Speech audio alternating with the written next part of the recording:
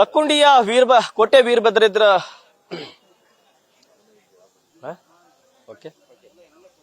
ಲಕ್ಕುಂಡಿಯ ಕೋಟೆ ವೀರಭದ್ರೇಶ್ವರ ದೇವಸ್ಥಾನದ ಆವರಣದಲ್ಲಿ ಈಗಾಗಲೇ ಉತ್ಖನನ ಕಾರ್ಯ ಆರಂಭವಾಗ್ತಾ ಇದೆ. ಹೀಗಾಗಿ ಈ ಒಂದು ಉತ್ಖನನ ಕಾರ್ಯದ ಬಗ್ಗೆ ಇಲ್ಲಿನ ಸ್ಥಳೀಯರು ಹಿರಿಯರಿದ್ದಾರೆ, ಅವ್ರನ್ನೇ ಮಾತಾಡ್ತಾ ಹೋಗ್ತೀನಿ. ಸರ್, ನಿಮ್ಮ ಹೆಸರೇನು, ಎಷ್ಟು ವರ್ಷ ವಯಸ್ಸಾಗಿದೆ? ಈ ಒಂದು ದೇವಸ್ಥಾನದ ಆವರಣದಲ್ಲಿ ಉತ್ಖನನ ಕಾರ್ಯದ ಬಗ್ಗೆ ನಿಮ್ಮ ಅಭಿಪ್ರಾಯ ಏನು? ಶಂಕರಪ್ಪ 78 ವಯಸ್ಸು. ಇದು ಈಗ ಸುಮಾರು 30 ವರ್ಷ ಹಿಂದ ಇದನ್ನ ಅಗದ್ರಿ. ಇದು ಅವಾಗ ಅಗ್ಯಾಕ್ ಬಂದಿದ್ರಿ ಅವ್ರು. ಅವಾಗ ಇಲ್ಲಿಂದ ಅಲ್ಲಿ ಮಟ್ಟ ಹೋಗ್ತಿದ್ರು ದಾರಿ ಅಲ್ಲಿಗೆ ನೋಡ್ತು. ಅದು ಏನು ಸಿಗಲಿಲ್ಲ ಅವ್ರಿಗೆ. ಆಮೇಲೆ ಅದನ್ನ ಮುಚ್ಚಿಬಿಟ್ರು ಅವ್ರು. ಕಲ್ಲಿಂದ ಸಿಗಲ್ಲ. ನೈಸ್ ಕಲ್ಲ ಹೊಂದ್ಸ್ಯಾರ, ತಳನು ಹೊಂದ್ಸ್ಯಾರ, ಎರಡು ಆಜು ಬಾಜುನು ಕಲ್ಲ. ಗುಡಿಗೆ ಸಂಪರ್ಕ. ಅಲ್ಲಿಂದ ಅವಾಗ ಜಳಕ ಮಾಡಿ ಮಾತು ಹೇಳಿದ್ರು ಹಿರಿಯರು. ಜಳಕ ಮಾಡಿ ಹಿರಣ್ಯನ ಪೂಜೆ ಮಾಡಕ್ ಹೋಗ್ತಿದ್ರಂತ ಬಾವ್ಯಾಗಿದ್ದ. ನಾವು ನೋಡ್ಲಿಲ್ಲ, ಅದು ಜಳಕ ಮಾಡಿ ಹಿರಣ್ಯನ ಪೂಜೆ ಮಾಡಿದ್ ನೋಡ್ಲಿಲ್ಲ. ಟ್ರ್ಯಾಕ್ ನೋಡಿ ಆಯ್ತು. ಅಂದ್ರೆ ಈ ಊರೊಳಗೆ ಇನ್ನೂ ಒಂದು ಟಂಕ್ ಶಾಲೆ ಇತ್ತು. ಆ ಟಂಕ್ ಶಾಲೆಯಿಂದ ದೇವಸ್ಥಾನದಿಂದ ಈ ಪುಷ್ಕರಣಿಗೆ ಸಂಪರ್ಕ ಆಗ್ತಿತ್ತು ಆ ರಸ್ತೆ ಅಂತ ಹೇಳ್ತಾ ಇದ್ರು. ಹೌದಾ? ಅಂತಿದ್ರು ಹಿರಿಯರು. ಅದನ್ನ ನಾವು ನೋಡಿಲ್ಲ. ಟಂಕ್ ಶಾಲೆ ಅದು ಕನ್ನಡ ಶಾಲೆ ಇತ್ತು ಸರ್, ಅಲ್ಲಿ ಮ್ಯಾಗ ಅಲ್ಲಿ ಶಾಲೆ ಟಂಕ್ ಶಾಲೆ ಇತ್ತು ಅಂತ ಹೇಳ್ತಿದ್ರು ಹಿರಿಯರು. ಈಗ ನಿಮ್ ಹಿರಿಯರನ್ನ ಕೇಳಿದಾಗ ಈ ಇತಿಹಾಸಕಾರ ಹೇಳ್ತಾರೆ, ನಿಮ್ಮೂರು ಬಹಳ ಸಂಪದ್ಭರಿತವಾಗಿತ್ತು, ಒಂದು ರೀತಿ ವಾಣಿಜ್ಯ ನಗರ ಆಗಿತ್ತು, ಇಲ್ಲಿ ನಾಣ್ಯಗಳನ್ನ ಹಾಕ್ತಾ ಇದ್ರು, ನಾಣ್ಯಗಳನ್ನ ತಯಾರು ಮಾಡ್ತಿದ್ರು ಅಂತ ಹೇಳಿ. ಆತರ ನಿಮ್ ಗಮನಕ್ಕ ಇದ್ದಾಗ ನಿಮ್ಮ ಅಜ್ಜ ಮುತ್ತಾಜ ಮಾಹಿತಿ ಕೊಟ್ಟಾಗ ಯಾವ ರೀತಿ ವರ್ಣನೆ ಮಾಡ್ತಿದ್ರು ನಿಮ್ಮ ಊರನ್ನ? ಇಲ್ಲಿ ಟಂಕ್ ಶಾಲೆ ಇತ್ತು ಸರ್. ಶಿವಚಕ್ರವರ್ತಿ ಆಳಿದ್ದು, ಅತ್ಲೆ ಮಬ್ಬೆ ಆಳಿದ್ದು ಇದು ಭೂಮಿ. ಅದಕ್ಕೆ ಇಲ್ಲಿ ಟಂಕ್ ಶಾಲೆ ಇತ್ತು. ಕೆಲವೊಂದು ಏರಿಯಾದಾಗ ಅಚ್ಚಪಡಿ ಹಾಕಿ ರೊಕ್ಕ ತಯಾರು ಮಾಡ್ತಿದ್ರು, ಬಂಗಾರ ತಯಾರು ಮಾಡ್ತಿದ್ರು ಅಂತ ಹೇಳ್ತಿದ್ರು. ನಿಮ್ಮೂರೊಳಗ ಈಗ ಅಲ್ಲಿ ನಿಧಿ ಪತ್ತೆ ಆಗೈತಿ, ಪ್ರಜ್ವಲ್ ರೀತಿ ಅವ್ರ ಮನೆಯೊಳಗೆ ನಿಧಿ ಪತ್ತೆ ಆಗೈತಿ. ಹಂಗ ಎಲ್ಲೆಲ್ಲಿ ಸಿಗ್ಬಹುದು ಅಥವಾ ಎಲ್ಲೆಲ್ಲಿ ಈ ತರದೊಂದು ಕುರುಗಳು ಇರ್ಬೋದು ಅಂತ ಅನ್ಸುತ್ತೆ ನಿಮ್ಗೆ? ಭೂಗರ್ಭದಾಗ ಹೆಂಗ್ ಹೇಳಕ್ ಆಗ್ತೈತಿ? ನಾವು ಅಷ್ಟು ಇದಲ್ಲ, ವಿಜ್ಞಾನಿಗಳಲ್ಲ. ನಾವು ನಿಮ್ಮಂತ ಕೇಳಿದ್ವಿ, ಆದ್ರೆ ಇದನ್ನ ಕಣ್ಣಾರ ನೋಡಿದ್ವಿ ನಾವು. ಇದನ್ನ ಯಾವ ಕಾಲದಿಂದ ಇರ್ಬೋದು ಇವು? ಇರ್ಬೋದು ಸರ್. ಶಿವಚಕ್ರವರ್ತಿ ಆಳಿದ್ದು ನಮ್ಗೆ 78. ಅಂದ್ರೆ ಹಿಂದಿಂದ ಅಂದ್ರೆ ಈಗ 200-300 ವರ್ಷದ ಹಿಂದ್ಗಡೆ ಸಾಕಷ್ಟು ಸಂಪದ್ಭರಿತವಾಗಿತ್ತು ಅಂತ ಹೇಳ್ತಾರೆ. ಹಂಗ ನಿಮ್ಗ ಗಮನಕ್ಕಿರುವಂತ ಈ ಒಂದು ದೇವಸ್ಥಾನ ಯಾವ ದೇವಸ್ಥಾನಗಳು ಆ ರೀತಿ ಇರ್ಬೋದು ಅಂತ ಹೇಳಿ ಅದು ಹೇಳಕ್ ಆಗುತ್ತೆ ಸರ್.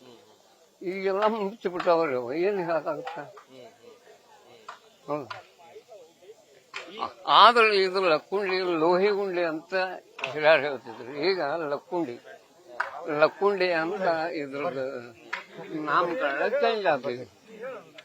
ಈಗ ಇನ್ನೊಬ್ರು ಹಿರಿಯರಿದ್ರು, ಅವ್ರನ್ನ ಮಾತಾಡ್ಸ್ತಾ ಹೋಗ್ತೀನಿ. ಅಜ್ಜಾರ, ಈಗ ನಿಮ್ಮೂರನ್ನ ಯಾವ ರೀತಿಯಾಗಿ ಹೊಗಳ್ತಿದ್ರು ಹಿಂದ? ಏನೇನ್ ಕುರುಗಳು ಇರ್ಬೋದು? ಈಗ ಸಾಕಷ್ಟು ಸಂಪದ್ಭರಿತವಾಗಿತ್ತು ಅಂತ ಹೇಳ್ತಾರ. ಹಿಂಗಾಗಿ ಇಲ್ಲಿ ಉತ್ಖನನ ಕಾರ್ಯಕ್ಕೆ ಹೆಚ್ಚಿಗೆ ಮಹತ್ವ ಪಡೆದುಕೊಂಡೈತಿ. ಆ ರೀತಿಯಾಗಿ ನೀವು ಗಮನಿಸ್ದಂಗ ನೋಡ್ದಂಗ ಏನ್ ಹೇಳ್ತೀರಿ ಇದ್ರ ಬಗ್ಗೆ? ಈಗ ನಮ್ಮ ತಿಳುವಳಿಕೆ ಪ್ರಕಾರ ನೋಡ್ರಿ ಸರ, ಈ ಲಕ್ಕುಂಡಿ ಈ 101 ಬಾವಿ, 101 ಗುಡಿ ಹೊಂದಿರ್ತಕ್ಕಂತ ಐತಿಹಾಸಿಕ ಸ್ಥಳ.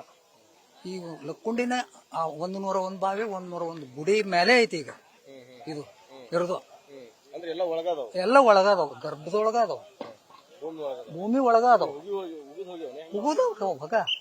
ಕ್ರಮೇಣ ಹುಕ್ಕೊಂತ ಹೋಗ್ಯಾರ.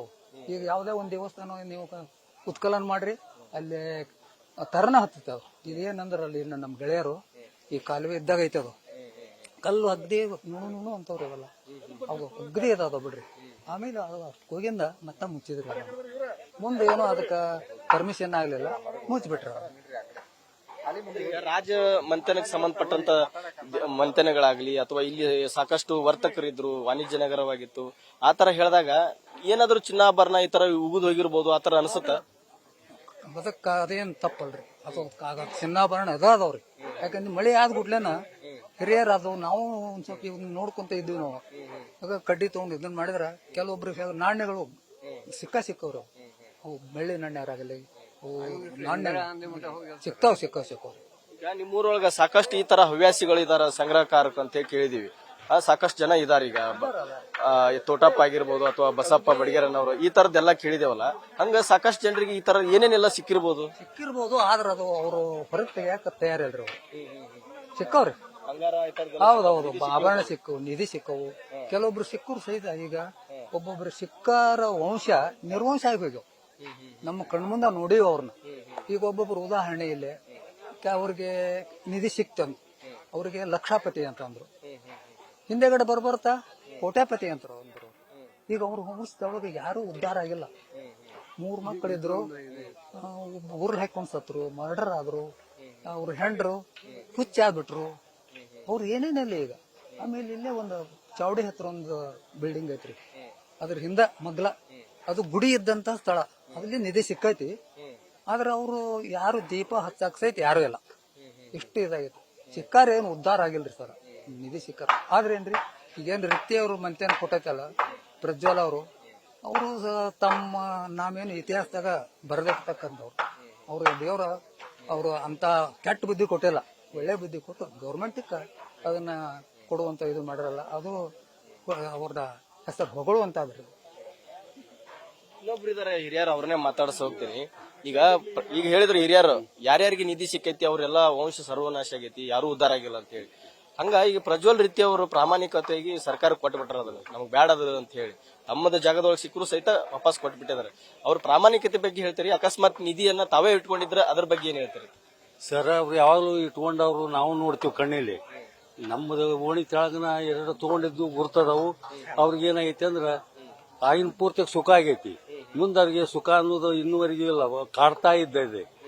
ಹಾಗಾಗಿ ನಮ್ಮ ಹಿಂದಿ ಲಕ್ಕುಂಡಿ ಏನೈತಿ, ಇದು ದೇವಸ್ಥಾನ ಮತ್ತು ಇದು ರಾಜವಾಡಿ ಜಾಗ. ಇದು ಸುತ್ತಲಿ ಕ್ವಾಟಿವಾಡ ಇತ್ತು. ಇದಕ್ಕೆ ಕ್ವಾಟಿವಾಡಿ ಒಳಗ ಈಗ ಹಿಂದಾಡ ಮೊದ್ಲಾಗ ಅತ್ತಿ ಮಧ್ಯೆ ಇಲ್ಲಿ ಸ್ಥಾಪನಾ ಮಾಡಿದ್ಲು. ಹಿಂದೇಡ ರಾಜ ಸೇದಿ ಚಕ್ರವರ್ತಿ ರಾಜ ಇದನ್ನ ಕಟ್ಟುಡಿ ಕಟ್ಟಿದ, ಸುತ್ತಲಿ ಕ್ವಾಟಿಗೋಡಿ ಕಟ್ಟಿ 2 ಕಡೆಗೆ ದ್ವಾರ ಬಾಗಿಲ ಮಾಡಿದ. ಅದು ಹಿಂದೆ ನವಾಬ ಬಂದು ಯಾವ ದಂಡೆತ್ತಿ ಹೊತ್ನ್ಯಾಗ ಅವೆಲ್ಲ ಎಚ್ಚರತ್ ಹೋಗಿದ್ರು. ಅವಾಗ ದುರ್ಗಾ ಮಾತೆ ಎದ್ದು ನವಾಬರನ್ನ ಒಟ್ಟು ಸಂಹಾರ ಮಾಡಿ ರಕ್ತ ಹರಿಸಿದ್ರು ಈ ಕಾಲುವೆ ಗುಂಟ ಅಂತ ಕೇಳಿದ್ವಿ ನಾವು. ಹೀಗೆ ಹಿರಿಯರು ಏನೈತಿ ಅಂದ್ರೆ ಒಂದೊಂದು ತತ್ವಗಳನ್ನು ಒಂದೊಂದು ವಿಚಾರದೊಳಗೆ ಹೇಳಿದ್ರು. ಆಧ್ಯಾತ್ಮಿಕ ವಿಚಾರವಂತ ಲಕ್ಕುಂಡಿ ಒಳಗೆ ವಿಚಾರ ಮಾಡಿ ಸಹಿತ ಹೇಳಿದ್ರು. ಈಗ ನಮ್ಮ ದೇಶದೊಳಗೆ ಇರುವಂತ ಲಕ್ಕುಂಡಿ ಐತಿಹಾಸಿಕ ಸ್ಥಳವಾಗ್ಲಿಕ್ಕೆ ಇದು ಒಂದು ಯೋಗ್ಯ ಸ್ಥಳ ಆಗಿತ್ತು. ಹಿಂದೆ ಲೋಹಿ ಗುಂಡಿ ಅಂತ ಹೆಸರಿತ್ತು. ಅಂದ್ರೆ ಲೋಹ ಅಂದ್ರೆ ಬಂಗಾರದ ಊರು ಇದು ಅಂತ. ಹಿಂದೆ ಸಿಬಿ ಚಕ್ರವರ್ತಿ ತಪಸ್ಸು ಮಾಡಿ ಬಂಗಾರದ ಮಣಿ ಸುರಿಸಿದ್ನಂತ. ಆ ಪ್ರಕಾರವಾಗಿ ಭೂಮಿ ಒಳಗ ಹುದಿಗೆ ಉಳ್ಕೊಂಡೈತಂತ ಹೇಳ್ತಾರ. ಇತ್ತು ಅವಾಗ ತಪಸ್ ಮಾಡಿ ಬೇಡ ನಮಗ ಯಾರು ದುಡಿಯಾಕ ಬರುವಲ್ರು, ಒಟ್ಟು ಶ್ರೀಮಂತರಾಗಿ ಕೂತ್ಕೊಂಡು ಇದನ್ನ ನಾಶ ಮಾಡು ಅಂತ ಹೇಳಿ ಮತ್ತೆ ದೇವರಲ್ಲಿ ಬೇಡ್ಕೊಂಡಾಗ ಬೆಂಕಿ ಮಳಿ ಸುರಿಸಿದೊಳಕ್ಕೆ ಭೂಮಿ ಒಳಗೆ ಹೋತು ಬಂಗಾರ ಅಂತ ಹಿಂದಿಯಲ್ಲಿ ಹಿರಿಯರು ಆ ಉದ್ದೇಶ ಹೇಳ್ತಾರೆ. ಈ ಪ್ರಕಾರ ನಮಗೆ ತಿಳಿದ ಮಟ್ಟಿಗೆ ನಾನು ಈ ವಿಷಯಗಳನ್ನು ಹೇಳ್ತಾ ಇದ್ದೀನಿ.